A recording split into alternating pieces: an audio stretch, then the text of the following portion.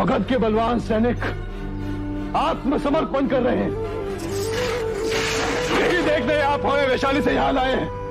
वैशाली से पराजय के पश्चात सेना का मनोबल गिर चुका था।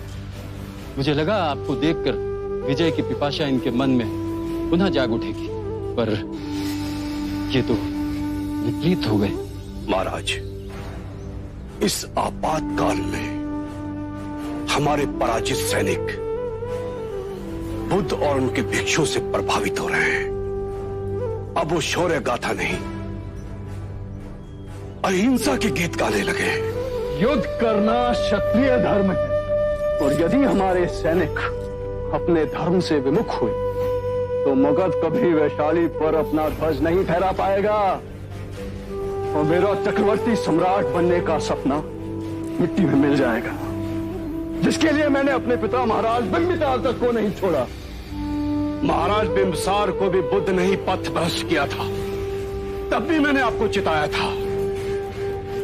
बुद्ध नाम की आंधी एक दिन समूचे मगध को तहस नहस कर देगी। मैं चक्रवर्ती सम्राट बनूंगा। इस धरती पर आधिपत्य तो बनेगा, परंतु आपके मगध के हृदय में केवल राज करेगा बुद्ध। मैं कोई मनगढ़ंत बात नहीं कर रहा। मगध के जन जन ने हमारे धर्म को छोड़कर बुद्ध के मुक्ति के मार्ग को स्वीकार कर लिया है। मुझे खेद के साथ कहना पड़ रहा है, हमारे कई ब्राह्मण भिक्षुक बन चुके हैं। हमारा धर्म संकट में है। समूचा मगध खंडित हो रहा है। वो बुद्ध जो शांति की मूर्ति बनकर बैठा है, इस विध्वंस का रचयिता है वो। मैं उस बुद्ध का शीश काट मगध की दीवार पे लटका दूंगा। यदि आपने बुद्ध को मारा तो समूचा मगध आपका शत्रु हो जाएगा। हर दिशा में आपके विरुद्ध आवाज उठने लगेगी। मगध के छोटे छोटे राज्य आपके विरुद्ध सर उठाने लगेंगे, और चक्रवर्ती सम्राट बनने का सपना आपका सदा सदा के लिए चूर हो जाएगा। चाहे जो भी हो जाए, पर बुद्ध को मैं ही मारूंगा। नहीं महाराज, यदि आप ऐसा करेंगे तो यह आपकी बहुत बड़ी भूल होगी। वो बुद्ध लोगों की आंखों के सामने भगवान बन जाएगा, और आप एक राक्षस। मैं अजात शत्रु एक सन्यासी से हार जाऊं, मुझे मार नहीं सकता। आपको चिंता करने की कोई आवश्यकता नहीं। उसका वध होगा, अवश्य होगा, वो भी आप करेंगे, परंतु इस तलवार से नहीं। तो फिर कैसे?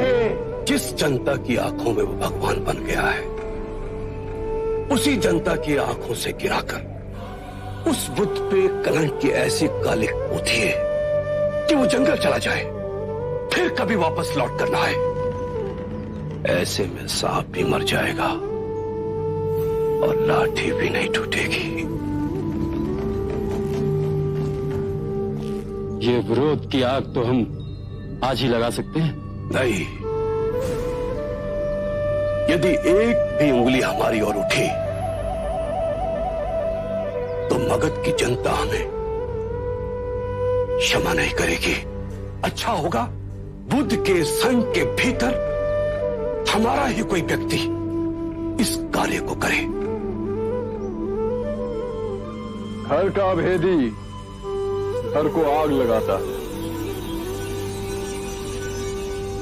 और ऐसा एक व्यक्ति है जिसने इस कार्य को अपने जीवन का ध्येय बना लिया है। बुद्ध का अपना भाई देवदत्त।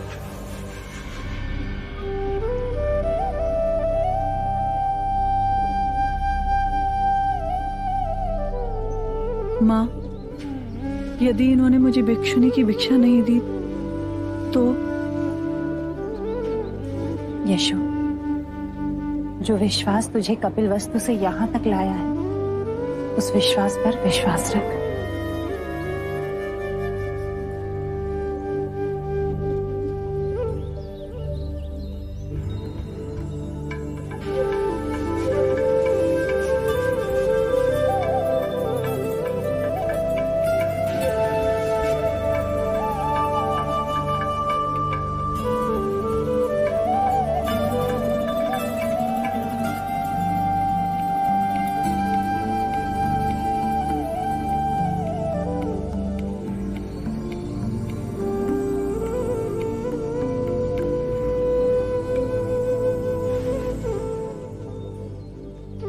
अपने अश्रु पहुंच लो यशोधरा।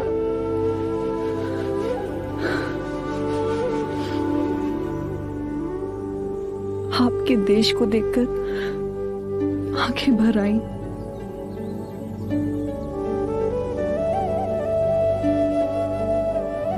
ये पुष्प स्वीकार कीजिए।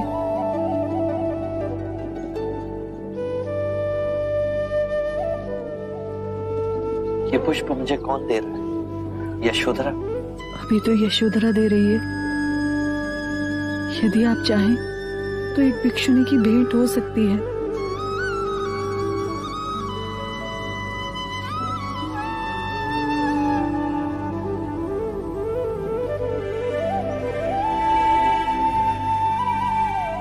मुझे आपसे दीक्षा लेनी है। दीक्षा ले तुम्हें परम शांति तभी उपलब्ध होगी जब तुम भूतकाल से विमुख होगी, सिद्धार्थ से विरक्त होगी।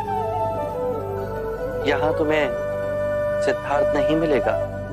जिसके दर्शन पा मन को शांति मिले उसे भगवान कहते हैं, और जिस पावन स्थान पर जाकर शीश स्वयं झुक जाए उसे तीर्थ स्थान कहते हैं।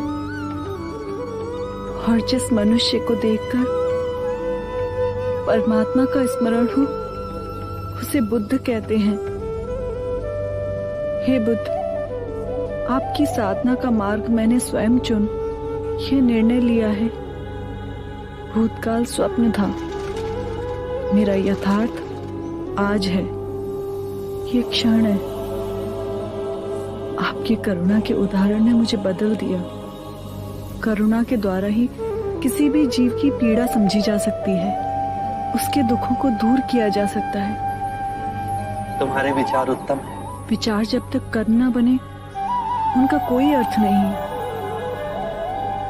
ये आप ही के वचन है।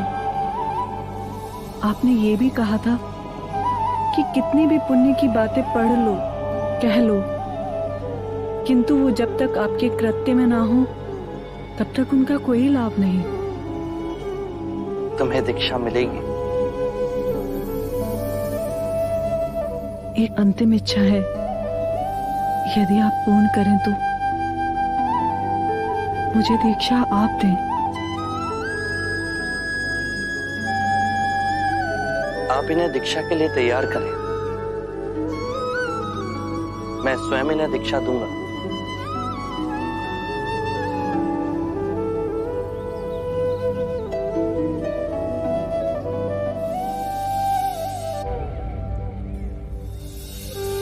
या भगवती भिक्षाम देहि।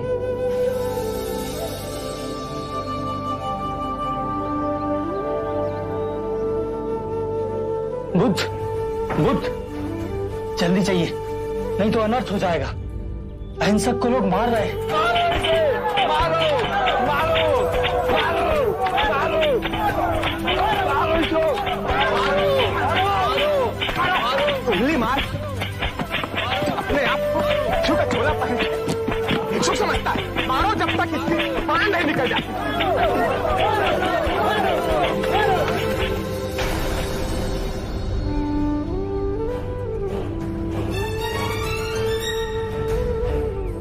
बुद्ध, क्यों इस हत्यारे अंगुलीमाल की रक्षा कर रहे हो?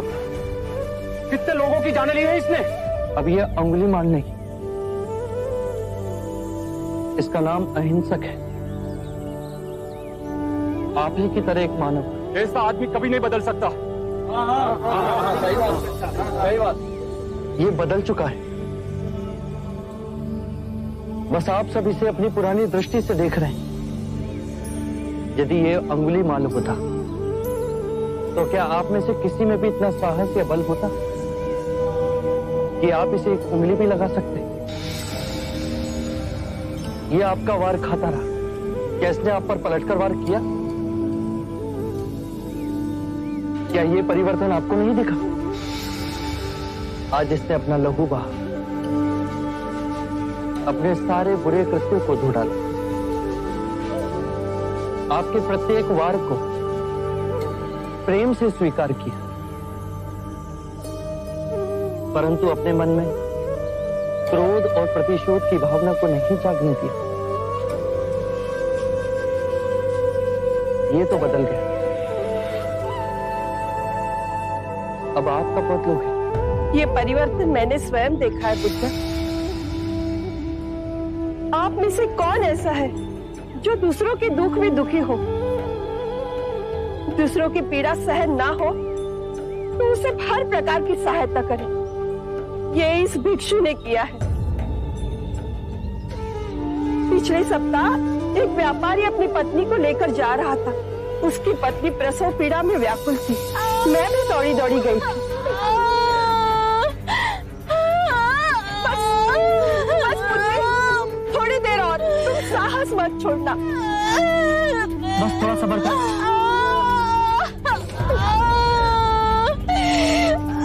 ये कैसे चित्र? हे प्रभु, इस धन्यवाद में कौन हमारी सहायता करेगा?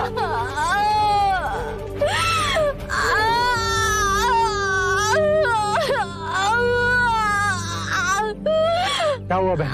इस स्त्री को प्रसव पीड़ा उठी है और इस धन्यवाद में हम कुछ भी नहीं कर पा रहे। कब तक ये कष्ट भोगेगी? कहीं इसके और इसके बच्चे के प्राण न चले जाए। ऐसा नहीं होगा, मैं स्वयं अपने गुरु के पास जाऊंगा, तो अवश्य मार्ग बताएंगे। शीघ्र ही आइए। व्यथित हो अहिंसक मेरे समक्ष आए और मेरे पैरों में गिरकर रोने लगा। शक्यमुनि, एक स्त्री गहन प्रसव पीड़ा में, उन्हें कुछ हो गया तो आप ही कुछ ऐसा मार्ग बताइए जिससे मैं उन दोनों की रक्षा कर सकूं। दौड़ के जाओ और उससे कहो, बहन, जिस दिन से मेरा जन्म हुआ है मैंने जानबूझकर किसी भी प्राणी को कष्ट नहीं पहुंचाया, हानि नहीं पहुंचाई। मेरे सत्कर्म तुम्हारा सुरक्षा कवच बने, आपकी और आपके शिशु की रक्षा करें। ये तो झूठ होगा प्रभु। सत्य तो ये है कि मैंने आज तक बहुत से प्राणियों को कष्ट पहुंचाया है। अगर मैंने ऐसा कहा तो वो माता और शिशु तुरंत ही प्राण त्याग देंगे।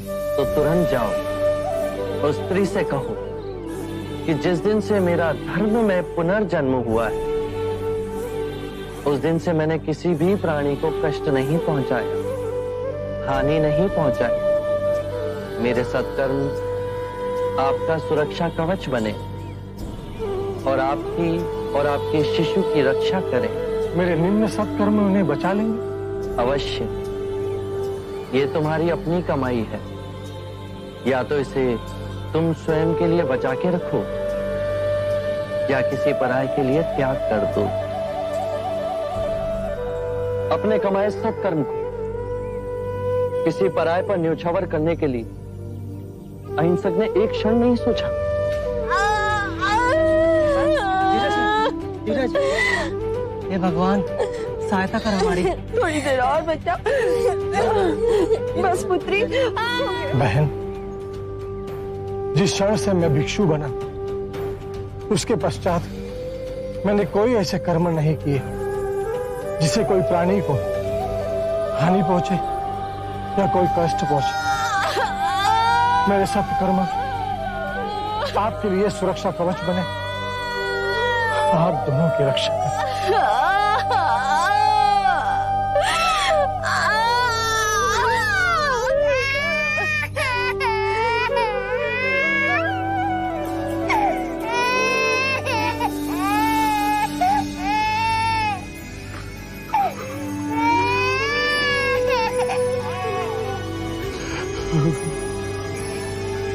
दूसरों के दुख से दुखी होने वाला किसी को क्या दुख दे सकता है? यदि ये मन का सच्चा न होता तो वो स्त्री कब के अपने प्राण त्याग चुकी होती। इन्हें मत रोकिए बुद्धा, मारने दीजिए। तब तक मारने दीजिए जब तक कि इनके मन का क्रोध शांत न हो जाए। कर्म और गुणों के भंडार हो तुम। आज तुमने अपने नाम अहिंसक को पूर्ण रूप से जिया है। बुद्ध सत्य कह रहे हैं। अहिंसक बदल चुका है। हम सब गलत थे, हमें क्षमा कर दीजिए।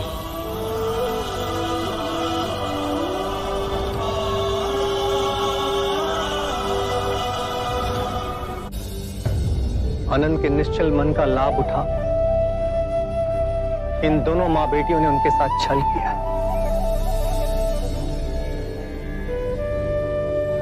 प्रकृति, तुम आनंद से बहुत प्रेम करती हो ना? अपने प्राणों से भी अधिक। ऐसी क्या विशेषता है आनंद की जिसने तुम्हें इतना मोहित किया? सब कुछ। उनकी आंखें, उनकी नाक, उनके होठ, उनकी चाल, उनकी वाणी, सब कुछ। मैं उन्हें हर रूप में प्रेम करती हूँ। आनंद में रूप और गुण तो हैं ही, किसी को भी रिझा सकते हैं। क्या तुमने उसका प्रेम से भरा हृदय देखा? जानती हो आनंद सर्वाधिक प्रेम किससे करता है? मुझसे तो नहीं। यही तुम चूक गई। आनंद तुमसे भी प्रेम करता है, परंतु उसके प्रेम की व्याख्या वो नहीं जो तुम समझती हो। आनंद स्वतंत्र है, मुक्त है। उसका प्रेम बहुत गहरा है। वो समस्त मानव जाति से प्रेम करता है और ये चेष्टा करता है कि समस्त मानव उस प्रेम के मार्ग पर चल सकें। उसका प्रेम उसे जलाता या दुखाता नहीं है, जिस तरह तुम्हारा प्रेम तुम्हें जलाता है। यदि तुम आनंद से सच्चा प्रेम करती हो तो तुम समझोगी उसके प्रेम में कभी बाधक नहीं बनोगी, अपितु उसके प्रेम को ऊंचाइयों तक ले जाने की चेष्टा करोगी।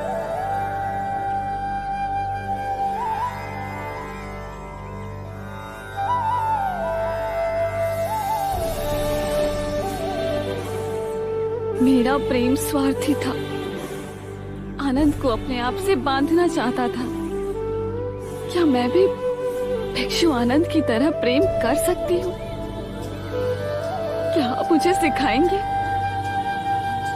ऐसा प्रेम जो निस्वार्थ हो, आनंद के मेघ की तरह सब पे बरसे? बुद्ध की शरण का आंचल इतना बड़ा है जिसमें मुझ जैसे गिरे लोग भी समा सकते हैं। मुझे क्षमा करें, अब से मैं भी मुक्ति के मार्ग पर चलूंगी।